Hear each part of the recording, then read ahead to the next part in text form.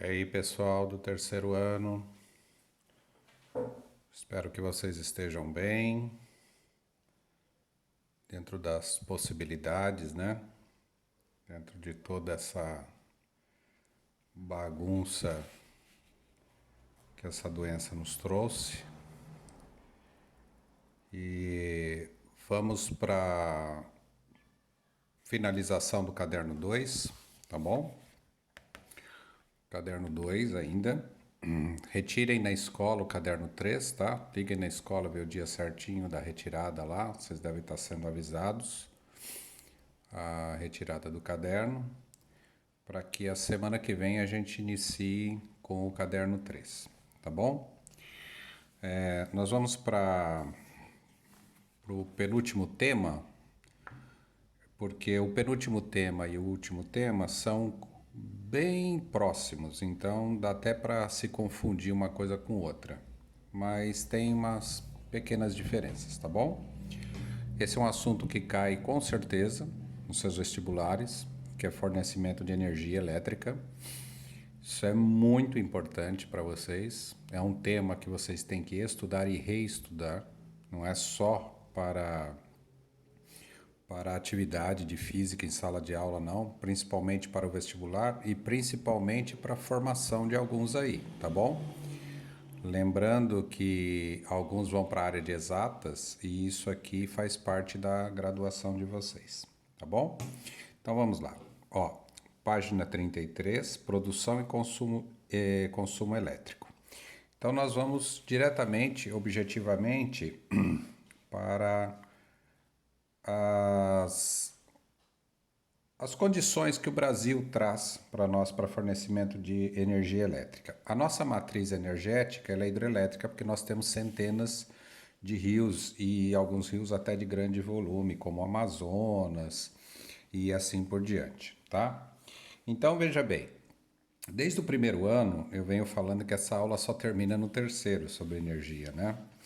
Então eu vou separando aqui os tipos de usinas que nós temos aqui no Brasil e mundo afora, mas lembre-se que a matriz energética do Brasil é primordialmente hidroelétrica. O que é hidrelétrica, professor? Eles represam, eles fazem uma barreira de concreto num rio. Essa coluna de água que ela vai se elevando, o rio ficava lá no seu lá embaixo, né? Itaipu tem quase 200 metros de coluna de água aqui, tá bom? E depois eles liberam essa água e fazem com que a turbina gire, tá? De forma que essas turbinas ligadas a um gerador elétrico façam com que essa energia elétrica seja produzida e assim a água volta ao seu curso normal do rio, tá bom? Lembrando que quando a gente fala de fornecimento de energia, a gente tem que ter o gerador de energia, mas a gente tem que ter as linhas de transmissão. Então, ali do lado dessas usinas hidrelétricas existe uma casa de transmissão que leva através de fios energia para o país inteiro, tá bom? Então não esqueça. Só que aqui eu vou colocar nomes técnicos aqui para que você entenda. Quando essa comporta aqui está fechada, o que acontece? Você tem uma coisa que se chama energia potencial. Quer dizer, ainda não aconteceu o movimento da água, tá bom? A hora que essa comporta é liberada, essa energia potencial ela se transforma em energia cinética, tá? Ela se transforma em energia de movimento, energia de cinese. Lembra daquele exemplo que eu já dei algumas vezes para vocês sobre o poder da Jean Grey lá do X-Men? A telecinese, ela faz os corpos entrar em movimento através da sua telepatia. Então, energia cinética. Só que essa energia cinética, ela faz essas turbinas girarem e, consequentemente, o gerador elétrico acaba girando junto e fornecendo energia para as linhas de transmissão e aí vem para a tua casa. Então, a energia potencial se transforma em energia cinética e a energia cinética acaba se transformando em energia elétrica. Mas tem mais coisas aqui, né? Lembrando que o ciclo da água faz com que os rios sejam preenchidos novamente, os lagos, os oceanos evaporam a sua água, forma-se a chuva, cai a água de novo na terra, começa todo o ciclo de novo. Você tem que lembrar que é renovável, tá? Porque isso acontece rapidamente, o ciclo da chuva, e não polui o ambiente, então limpa. Então, renovável é aquilo que rapidamente se recompõe, tá? E limpa porque não polui o ambiente. Não que não tenha impacto ambiental, cuidado, hein? A hidrelétrica acho que é um dos maiores impactos ambientais que tem, porque tem que remover animais, tem que inundar vasta extensão de terra, fazendas, sítios, casas, cidades inteiras já foram inundadas para a formação de uma usina hidrelétrica, tá bom? Bom, feito isso, vamos para uma outra que nós temos, as energias nucleares ou usinas nucleares, tá? Então, como que ela é feita? Lembra que o final dessa história é sempre o mesmo: uma turbina e um gerador elétrico e a linha de transmissão, tá bom? O início dessa história aqui da usina nuclear é que é diferente. Aqui se usa a energia potencial da água, uma coluna de água que faz as turbinas girarem. Aqui existe um núcleo de um reator, tá? Um reator atômico, tá? E essas pilhas aqui, elas geram muito calor e fazem com que essa água aqui, dentro de um reservatório, crie vapor em altíssima pressão, tá? E esse vapor em altíssima pressão, ele é canalizado até as turbinas. E acaba que essas turbinas aqui, tá? Junto com o condensador, façam com que se gire esse gerador elétrico aqui e forme a energia elétrica e aí vai para as linhas de transmissão. Olha lá em cima, ó, linha de transmissão, gerador, gerador, turbina. Observa que o final da história é sempre gerar movimento na turbina para que o gerador elétrico crie energia. E aqui existe uma pegadinha. Então vamos lá. Aqui é energia química, né? Química, que se transforma em energia térmica, tá? Térmica, e que depois transforma em energia cinética. E depois energia elétrica. Mas aqui existe uma pegadinha. Por quê, professor? Por causa de um detalhe. Essas pilhas radioativas, o homem não tem condições de renovar rapidamente. Isso aqui foi criado ao longo de milhões de anos pela própria Terra. Tá bom? Urânio, plutônio, césio, qualquer elemento radioativo que se usa nas usinas nucleares. Então, ela é não renovável, tá? Não renovável, mas ela é limpa. Aí o aluno fala assim, mas professor, como assim? Limpa. As usinas nucleares, elas não poluem o ambiente, porque esse espaço aqui, esse túmulo aqui, que a gente chama de túmulo, é uma parede de concreto muito espessa com uma parede de chumbo muito espessa. Então, esse material radioativo não tem contato com o material externo, o mundo externo, tá? Então, ela é considerada limpa, tá? E ela ocupa pequeno espaço. Lembra de Angra 1 e Angra 2 no Rio de Janeiro, que cerca de 3, 4 quadras, você monta uma usina nuclear lá, tá bom? Porque o reator nuclear, ele ocupa pequeno espaço, metragem, né? Tá bom? Bom, vamos para a próxima. Pessoal, estou sendo bem objetivo por causa de uma questão de internet, de carregar vídeo no YouTube e para também não ficar me alongando muito, e eu sei que alguns de vocês aí trabalham e precisam assistir aulas objetivas, tá? Bom, aí vem as termoelétricas. Essa aqui é o grande problema do Brasil, tá? As termoelétricas. As termoelétricas, elas funcionam que nem um navio a vapor, um trem a vapor, Maria Fumaça. Você tem uma caldeira aqui, olha lá, ó, tem uma chaminé aqui, ó. A chaminé já começa a levantar dúvidas se isso aqui deveria existir no mundo ainda, tá? Então veja bem, você entra aqui, tá? Com combustível, pode ser lenha, pode ser óleo, pode ser carvão, e você queima nessa caldeira aqui, você queima esse combustível. Este duto aqui, ó, forma vapor em alta pressão. Olha lá, ó. Tá vendo o final? E esse vapor em alta pressão faz com que se chegue na turbina. Olha lá a turbina de novo. Tá bom? E aí o gerador elétrico e depois para as linhas de transmissão.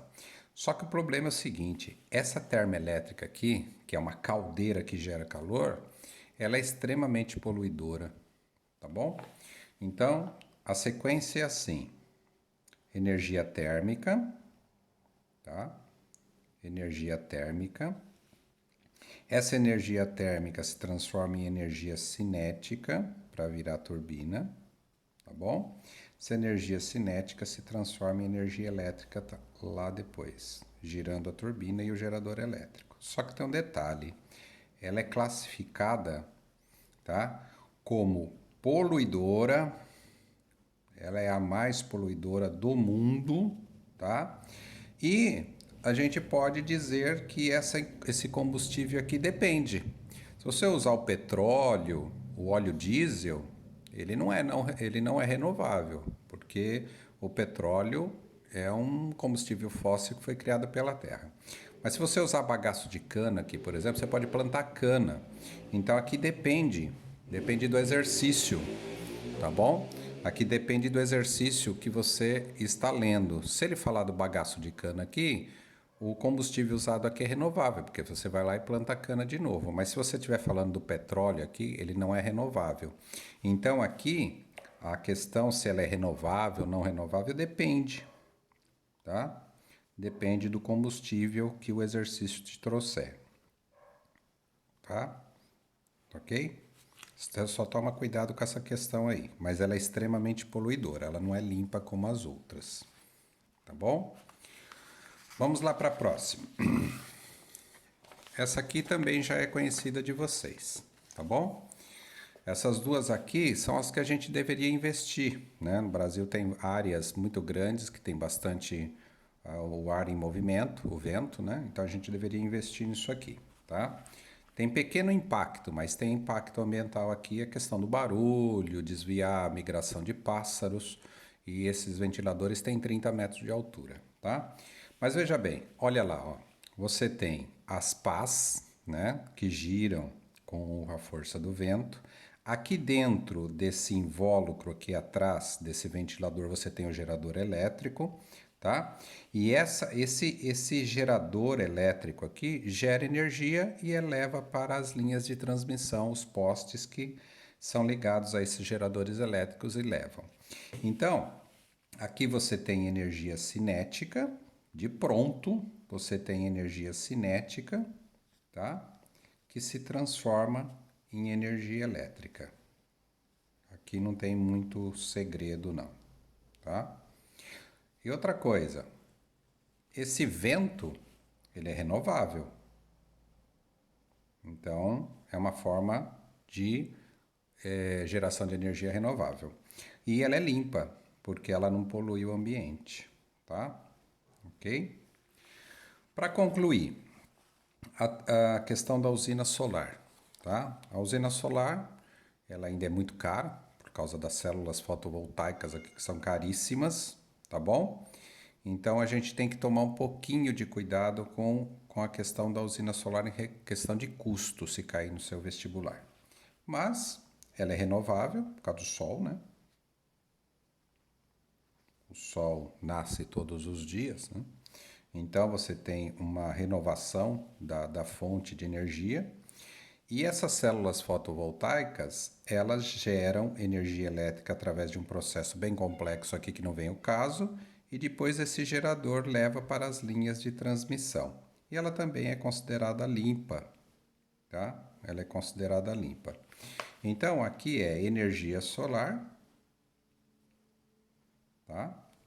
Que se transforma em energia elétrica, tá? É energia solar que se transforma em energia elétrica, tá bom? Bom, Eu espero que vocês guardem essas informações, porque eles cobram bastante de vocês aqui. Na próxima aula tem um pouquinho de matemática, fica atento porque a gente vai falar de giga, de mega, de quilowatt, tá? É uma matemática simples, mas ela é importante a nomenclatura, tá? E será a finalização do nosso caderno 2. E depois que vocês tiverem o caderno 3 na mão, a gente já inicia o caderno 3 e vamos dando continuidade aí. Por favor, alguns alunos do terceiro ano estão fazendo atividades de alguns professores e não estão fazendo de outros. Isso não é legal, tá? Procurem estudar, procurem rever as aulas mais difíceis 2, 3 vezes. Faz parte da vida estudante, não tem jeito, tá? Aquelas matérias mais difíceis, vê o vídeo 2 vezes, assista a aula mais uma vez. Se tiver alguma dúvida muito específica, vocês me perguntem lá no e-mail, eu respondo, tá bom? Um abraço. Sua atividade está lá no WordPress, no site do Calixto, tá bom? Ó, sua atividade está aqui em forma de foto, vai estar lá, tá bom? Ó, vai estar lá em modo de foto, lá fica mais fácil para vocês lerem todos os detalhes lá, a sua atividade inicial aí, para depois a gente concluir o caderno 2. Fiquem bem, tá bom? Fiquem em paz e se cuidem aí, tá bom? Um abraço.